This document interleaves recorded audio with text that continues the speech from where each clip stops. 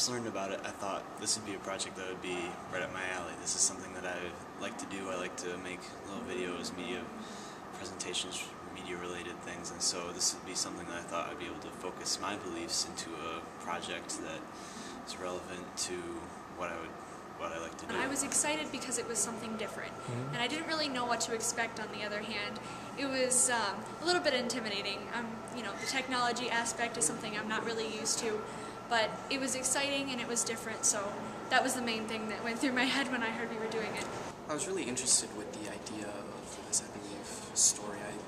I liked the idea from NPR. I enjoyed the different examples that people had. And at first I kind of wanted to create something like that from the NPR, where I saw different people were sort of just really just telling their story. But as I went through and I saw some of the examples that previous class members have done, it was a lot different. It was more of a personal thing. It wasn't as much of a story as much as an idea that they had that sort of drove them, or one central principle that they had in their life that they really believed in, I guess. So my thought process changed a lot as I went through the project. Frankly, at first, I was a little off-put. I had trouble understanding, I guess, the peculiarity of the assignment. But once I started to write things down on paper and develop ideas, I realized that, frankly, I believed in a lot of things, and it really felt good to piece this together and create a final work.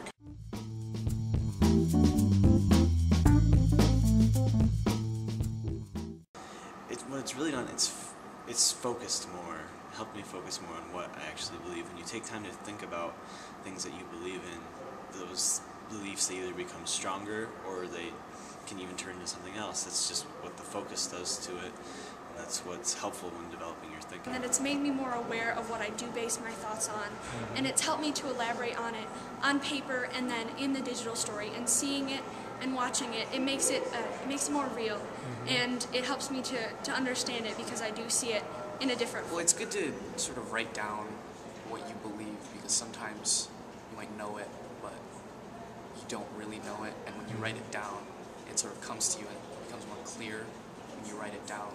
When you do something like creating a story with music and pictures, it really clarifies it to you as well as the people that your audience that you're trying to express that belief. High school's pretty fast-paced, so you don't necessarily get a chance to slow down and actually think about what you believe in. Doing this kind of made me really appreciate what I have, and you don't get to do that often, and I really appreciated that opportunity.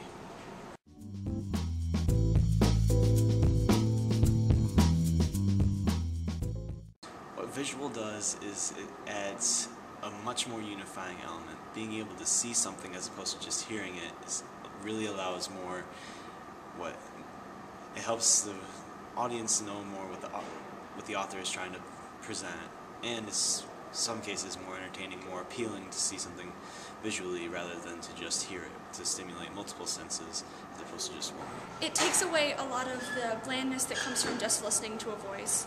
I remember I watched some of the digital stories that were not with the pictures, that were just the audio podcast, and they were interesting to listen to, but the pictures it made it into more like a movie. It made it exciting, it made it engaging, whereas just the voice was not all that interesting. It just adds another dimension to your story. It just helps you tell your story better. So I really enjoy it, and it's good to see different music and different photos that people have, because it makes it more personal than just the audio.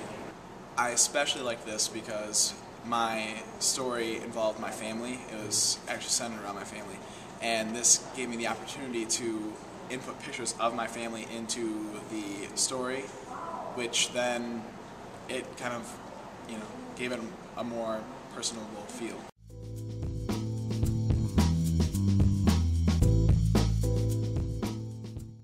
Well, definitely brainstorming is a big one. You have to know what ideas you want to put out there in your digital story, and you also have to know what exactly you're trying to, what you're trying to say with that digital story.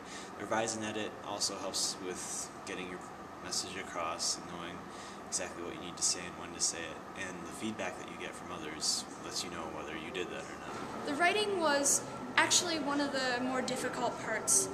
You had to simplify all of your beliefs into about a page, about 300 words, and that's pretty difficult to do. You have a lot of beliefs that you develop throughout your life, and so it's hard to pinpoint the one belief that you center everything around. So the writing process was difficult, and to make it sound conversational while you're trying to explain, your deepest, innermost thoughts isn't the easiest thing, but it was very rewarding. First of all, I wrote like a general essay about my ideas, but what ended up happening was that my essay changed a lot as I went through because I put the words with the audio, and I kind of re-recorded my essay a couple times and changed the words so that it would flow better, so that the pictures would match better, so that the music would be able to, there'd be pauses at the right time for the music to sort of play louder, things like that. So it was a lot different than just writing an essay. And there's a lot more editing involved, and it was a lot more hands-on.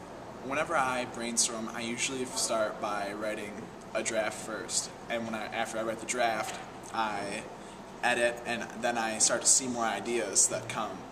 It's kind of like a flow of writing, and once I get into the flow, then the ideas start to come. And that sort of thing works exactly the same with the digital story, because you're writing about things that you believe in. Eventually you'll get more and more, and then you'll pick one thing that you'll write about in another draft.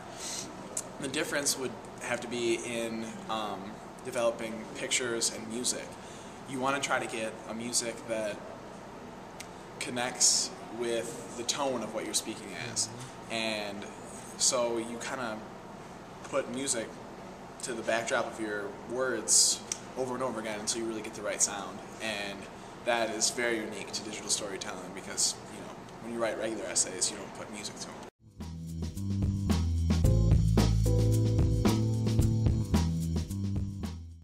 The value behind it is that not only do you get to learn things about yourself, when you see the videos of others, you also get to learn things about them as well. It's you get to learn a core belief from them, and you learn a core aspect about them as well as yourself, which is something that's very valuable.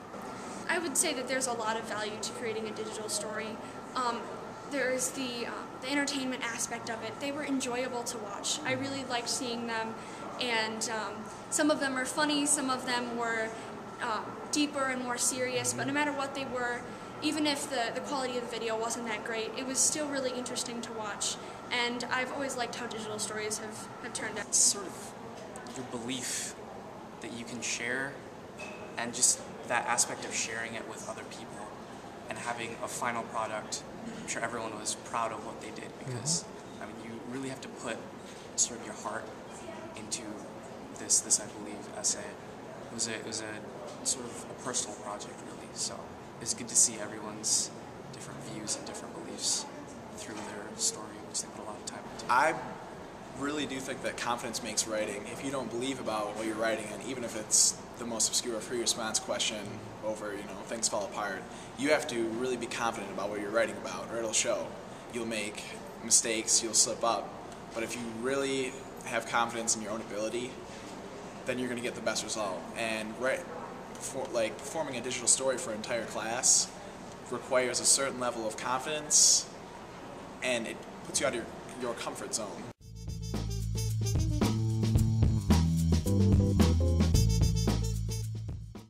Absolutely. It's something that's very beneficial to both your thinking process and the thinking process of the students that you work with. I would definitely recommend a digital story and This I Believe essays. The This I Believe essay mainly is what I would recommend because it allows the student to see other students and to understand them more. And for the individuals that do the project, it gives them a chance to understand themselves. And some people think about it a lot, but some people they go through life and they don't really think about what motivates them to continue through life and why am I even here, what is my education worth, and this gives them a chance to give some value to their lives and some purpose. Definitely. It was a lot of fun, first of all. I really enjoyed projects like this. It was good to use the different programs and just learn those. And also, it's just, it's a fun experience, and writing down what you believe really helps you understand who you are. Confidence is a very important quality that a lot of people are lacking in all education. This project, because it is, kind of tech savvy, it fits in with where we are going with education. We're becoming more technological with a lot of things that we're doing. For instance, we're using Google Docs now to write different essays over the weeks and share them with our teachers. So this kind of assignment is really relevant to what is going on right now, and I think that it could be used for any type of class and it would work equally well.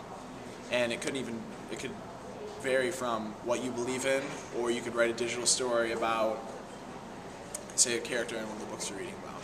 So I believe it